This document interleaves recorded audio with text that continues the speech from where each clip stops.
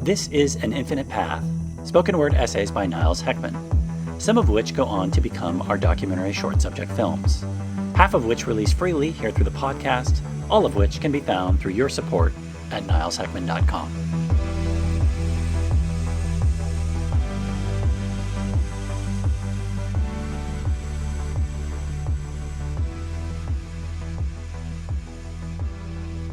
What is your reason for being? So few can answer that question. The French term raison d'être, occasionally used in the English sentence, means reason or justification for existence. Various factors for life longevity are diet, exercise, fellowship, or community, but also purpose.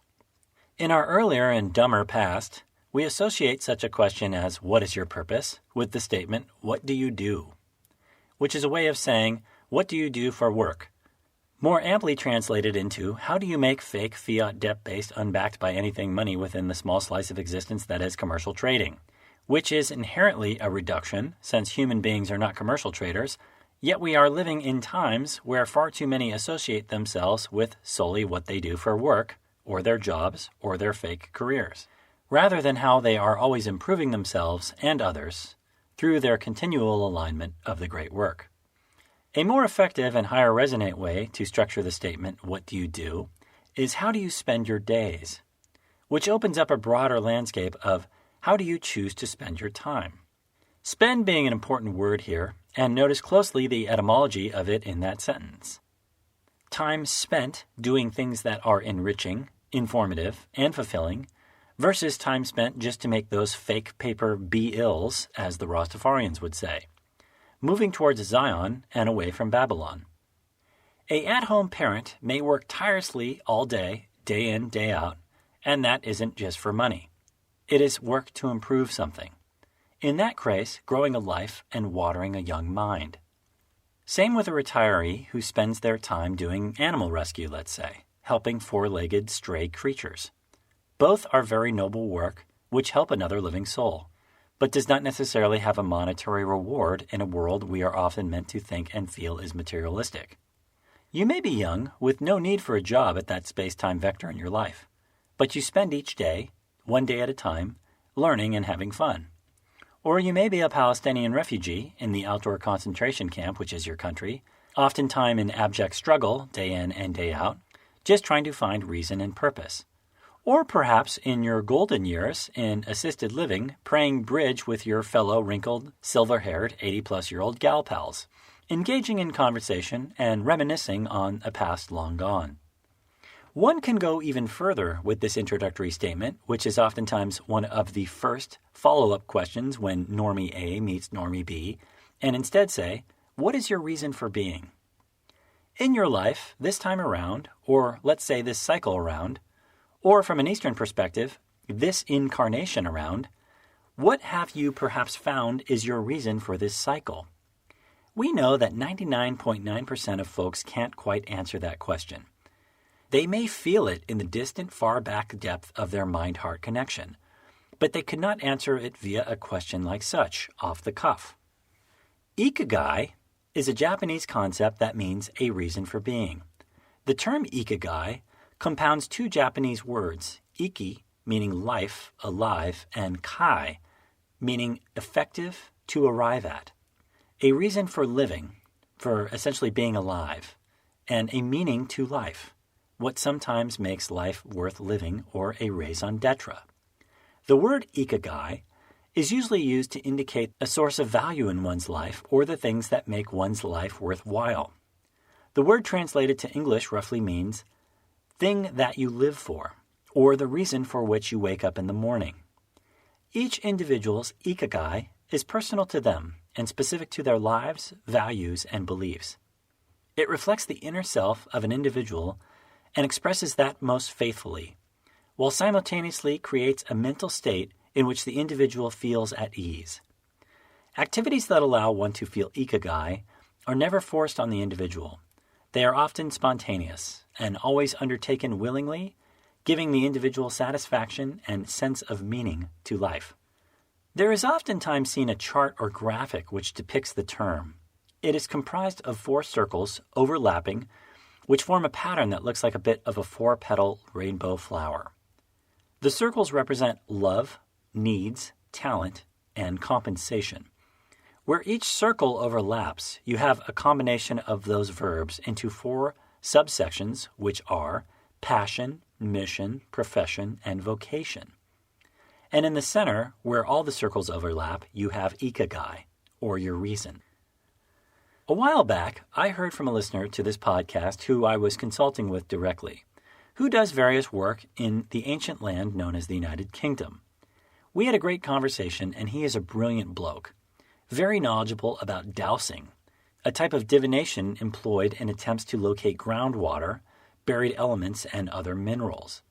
His knowledge of that ancient techniques extends into knowledge of ley lines and energy grids on the land, as well as the power of stones, which when placed in certain configurations can have resonance or energetic properties for the land.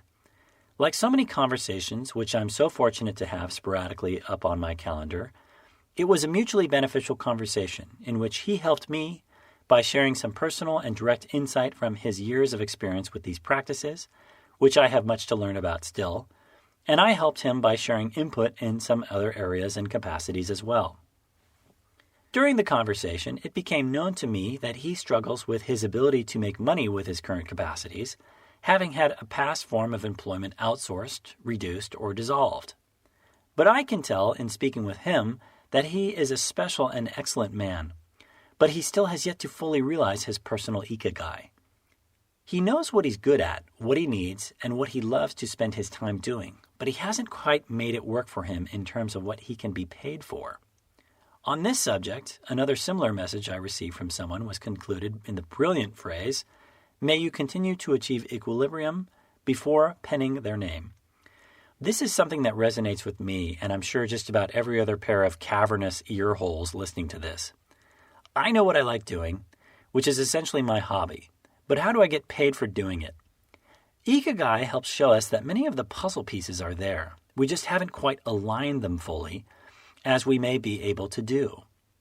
I'm not saying that if your passion is the art of making pottery, you're going to be as financially successful as a banker in the closest city. But it is possible you can create your own pottery business in which you perhaps teach classes or restore fancy broken china, or perhaps rent out a workspace with a large fire kiln. There is generally always a way in which you can take that passion and fractal it into some way of being compensated. Maybe part-time in some initial state, and with hard work one day full-time.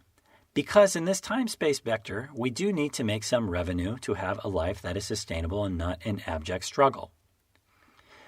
For the awakened human with inner fire and light will also not have standards so low that they're willing to accept the falsity that they must give all the best years of their life over by doing something they particularly don't want to be doing solely in order to receive a paycheck. Despite this 4-circle visualization most likely being a gross simplification of a deeper meaning of the word, that sweet spot of what you are good at, combined with what you love, combined with what the world needs, combined with what you can be paid for, is a very tough one to find for most people. As we learn these steps, it initially may be finding our passion, then using that to derive a vocation, which we can then create a profession off of, and then to fulfill a mission.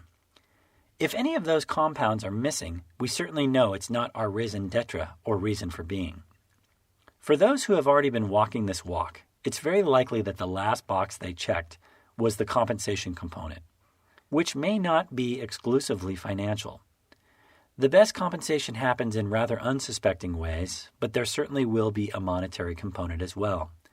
So even if you've gotten 3 out of 4 of these down and are essentially doing very honorable volunteer work, which is not to be undervalued, but you still have some hard work to do in that alchemical process of making your outer life of what you create as aligned with your inner life and thoughts and feelings as possible.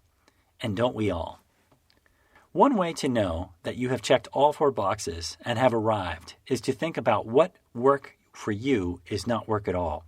Taken to the point that when you are old and retired, you would still be doing that work and still have income generating from it as well. True will are 2 words which you will likely hear many hundreds of times more in essays penned by this author. as finding yours is central to not only happiness, but for your life path of discovering the mystery. So we could go even a step further and switch up our initial ice-breaking conversation at the cocktail party with making our second question to someone, what is your reason for being? What is your true will? And how do you, doing the very long and difficult but extremely worthwhile work of finding that, add to a larger divine will, not just for you, but for every living soul in this amazing dream of life? Working towards being able to know these things for yourself and being to answer them not just for you, but for these questions when they may one day be presented to you, may be your very most important reason for being here.